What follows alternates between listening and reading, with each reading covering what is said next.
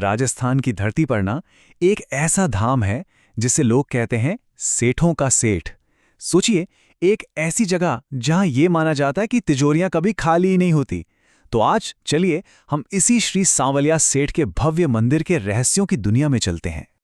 तो सवाल ये उठता है कि आखिर वो कौन से देवता हैं जिन्हें भक्त धन का दाता कहकर पुकारते हैं।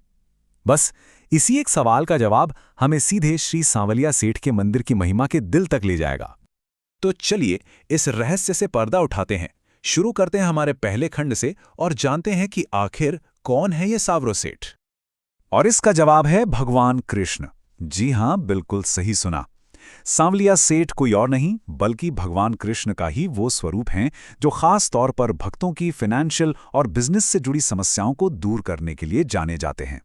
जरा सोचिए, एक तरफ कृष्ण की वो मनमोहक लीलाएं हैं और दूसरी तरफ उनका ये सेठ वाला रूप जो आज के जमाने की मुश्किलों का हल निकालते हैं।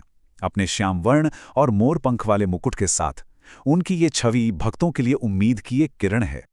देखिए, हर बड़ी और महान जगह के पीछे ना एक कहानी होती है, पर इस मंदिर की कहानी किसी प्लानिंग या ब्लूप्रिंट से नहीं बनी। ये तो सीधे सीधे एक चमत्कार से शुरू हुई। तो चलिए थोड़ा समय में पीछे चलते हैं और देखते हैं कि ये सब हुआ कैसे। जरा कल्पना कीजिए, साल है 1840, जगह है राजस्थान।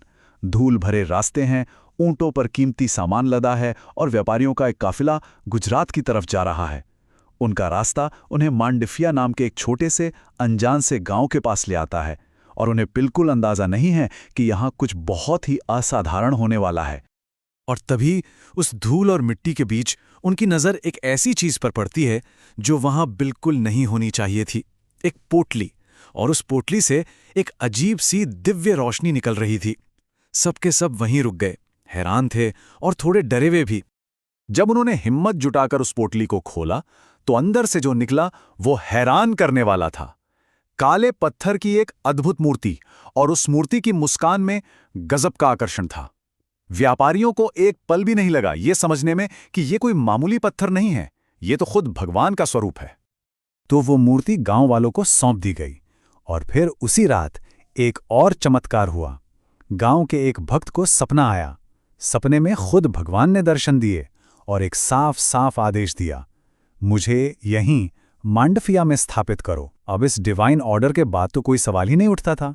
अगली सुबह होते ही पूरा का पूरा गांव मंदिर बनाने के काम में लग गया। तो ये तो थी वो कहानी, वो चमत्कार जिसने मंदिर की नींव रखी। लेकिन आज यहां क्या होता है? अब हम बात करेंगे उन अनगिनत चमत्कारों की जो आज भी भक्तों के विश्वास की वजह हैं और लाखों लोगों को यहां खींच कर ले आते हैं। यहां लोगों का विश्वास कमाल का है। ऐसी मान्यता है कि सांवलिया सेठ के दरबार में अगर कोई आ जाए तो बड़े से बड़ा कर्ज भी उतर जाता है, बंद पड़ा बिजनेस फिर से चल पड़ता है, और इतना ही नहीं, सेहत और परिवार की उलझनें भी सुलझ जाती हैं। और ये सिर्फ कही सुनी बातें नहीं हैं, ये लाखों भक्तों का जीता जागता एक्सपीरियंस है। और ये जो आस्था है ना, ये सिर्फ एक मंदिर तक ही नहीं है। शायद ये जानकर हैरानी हो कि ये पूरा भव्य परिसर असल में 2 जगहों पर फैला है, एक मांडफिया और दूसरा भादसोड़ा। और जब इन दोनों को मिला दिया जाता है तो ये भारत के सबसे बड़े कृष्ण धामों में से एक बन जाता है। और यहाँ की जो श्रद्धा है वो मंदिर की दीवारों के पार भी जाती है। एक बहुत गहरी मान्यता है कि अगर कोई भक्त सांवलिया सेठ की एक छोटी सी तस्वीर भी अपनी दुकान में या अपने पर्स में रख ले तो वो तस्वीर ही सफलता और समृद्धि को खींचने वाला एक मैग्नेट बन जाती है। तो सवाल ये है कि भक्त अपनी बात, अपनी प्रार्थनाएं सांवलिया सेठ तक पहुंचाते कैसे हैं? देखिए, हर मंदिर का अपना एक खास तरीका होता है। तो चलिए यहाँ के कुछ अनोखे रिचुअल्स और पूजा के तरीकों को समझते हैं। यहाँ पर ना प्रार्थना करने के 3 तरीके बहुत पॉपुलर हैं।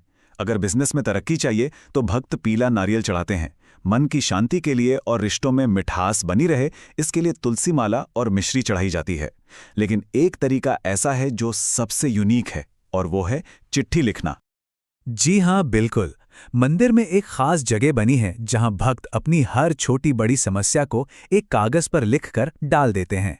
और यहां अटूट विश्वास है कि सांवरो सेठ हर चिट्ठी पढ़ते हैं।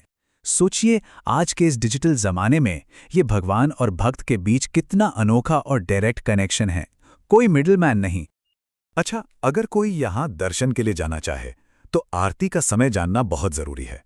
सुबह 5 बजे मंगल आरती से दिन शुरू होता है और रात 10 बजे शयन आरती के साथ प्रभु विश्राम करते हैं। लेकिन हाँ, अगर कोई यहाँ की असली ऊर्जा को महसूस करना चाहता है तो राजभोग और संध्या आरती के समय जरूर वहां होना चाहिए, क्योंकि उस वक्त भक्ति अपने चरम पर होती है। तो अब जब इस दिव्य स्थान के बारे में इतना कुछ जान लिया है, तो अगला सवाल मन में यही आता है कि भाई यहाँ पहुंचा कैसे जाए। तो चलिए अब जरा ट्रैवल लॉजिस्टिक्स की बात कर लेते हैं। ये मंदिर राजस्थान के चित्तौड़गढ़ जिले में है। अगर उदयपुर से आ रहे हैं तो करीब 105 किलोमीटर का रास्ता है, चित्तौड़गढ़ से तो सिर्फ 40 किलोमीटर और भीलवाड़ा से 70 किलोमीटर दूर। और सबसे अच्छी बात यह है कि ये राजस्थान के सभी बड़े शहरों से सड़क के रास्ते बहुत अच्छी तरह से कनेक्टेड हैं। तो ये थी सांवलिया सेठ के धाम की पूरी कहानी। एक ऐसी जगह जहां इतिहास, चमत्कार और अटूट विश्वास सब एक दूसरे में मिल जाते हैं। पर आखिर में एक सवाल जरूर मन में आता है, आज की इस तेज रफ्तार और लॉजिकल दुनिया में हमें ऐसी जगहों की जरूरत महसूस ही क्यों होती है? क्या ये सिर्फ एक आस्था है या फिर हमारी किसी बहुत गहरी जरूरत का जवाब? इस पर सोचिएगा जरूर।